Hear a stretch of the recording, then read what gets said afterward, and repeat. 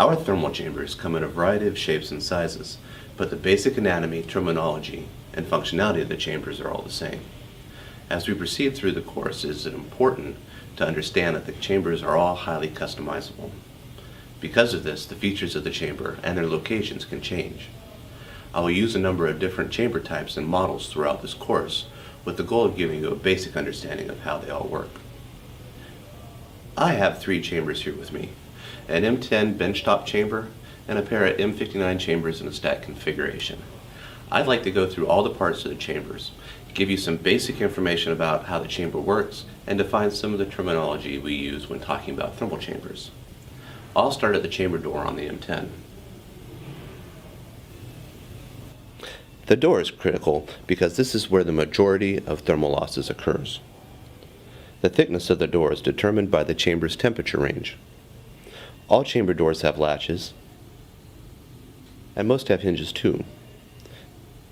They have an inner and outer thermal sill. The inner sill consists of a box called the deep pan, and the seal around the deep pan is called the flapper gasket. The outer seal is a strip or gasket called the P-strip. Its name comes from its P-like shape. The P-strip is usually red or orange in color. The door opens to allow access to the inside of the chamber. We call this area the workspace. And some doors may have windows in them, though the windows do allow for greater thermal losses. At the rear of the chamber, we have the back panel. The back panel is also highly customizable. Your back panel may not have the exact configuration seen here. The back panel can be removed to access the service cavity. The service cavity houses many of the electrical and mechanical components for the chamber. Also along the back panel we have the main power inlet and circuit breakers, the blower motors. The blower motors are the blowers that circulate the air in the chamber's workspace. Axial fans. Sometimes there are multiple fans. They are used to keep the service cavity cool for the components. The cryo inlet. This is where the cryogenic coolant line will be connected. In this training course, we are focusing on using liquid nitrogen or LN2 as our coolant. The exhaust tube. This is where the chamber exhausts gaseous nitrogen. The I/O panel. This is where your controller will be connected to the chamber. Some I/O panels have additional interfaces for lights and failsafes. The bimetal failsafe. This is the default failsafe that comes with most chambers. It is a mechanical switch that will trip and shut down the cooling and heating capabilities of the chamber once an overtemperature condition occurs. It is factory set at 125 degrees Celsius, but can be adjusted. Its purpose is to protect the chamber from an overtemperature condition. Chambers can be equipped with additional independent failsafes called precision failsafes or PFSs. They should not be confused with the bimetal failsafe. The easiest way to understand the difference between a bimetal and a PFS is bimetal failsafes are designed to protect the chamber from an overtemperature condition. Precision failsafes are designed to protect the device being tested in the chamber from an overtemperature condition. We call any device being tested the device under test, or DUT. If we move to the interior of the chamber, called the chamber workspace, you can see the P1 probe. This is the main temperature sensor.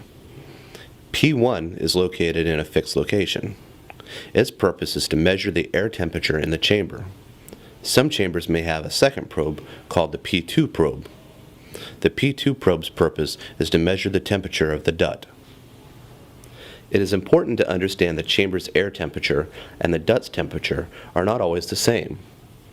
DUTs are variable. They are made of different materials and have different masses. They don't all heat up and cool at the same rates. Using a secondary probe, P2, will allow you to know what your DUT's temperature is. And towards the back of the workspace, you can see the plenum. Air flows out from above the plenum and returns at the bottom of the plenum, creating a circular airflow pattern through the chamber. The bottom of the plenum has a debris catcher on it. Should any debris end up in the chamber, the top to bottom airflow will force the debris to be caught in the debris catcher, where it can easily be removed after the chamber is at room temperature. we call room temperature ambient. You could also have features like interior lights and shelves inside the chamber. With the M59s, you can see that the chambers are stacked and on a stand with casters and wheels.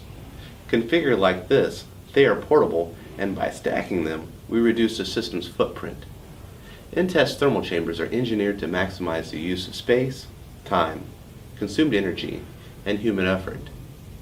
We call this engineering philosophy productive density.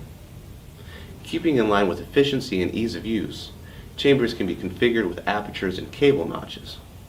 Apertures and cable notches allow for easier access into the chamber. They help to accommodate complicated test setups and make it easier to get your duct in and out of the chamber.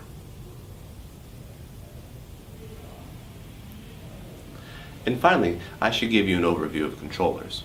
There are a number of different controller models available. The C4 and C5 models are the most common. The controllers can be housed in a controller cabinet. This cabinet may have multiple controllers, precision fail-safes, or other features in it.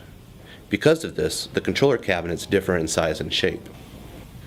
Your thermal chamber's controller may be built into the chamber, or installed in a remote cabinet.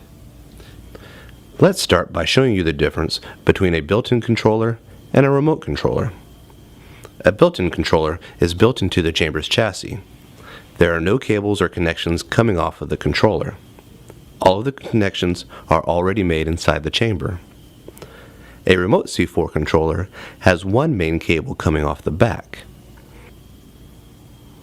The most basic and main function of the controller is to set a temperature for the chamber to run to. We call this target temperature the set point.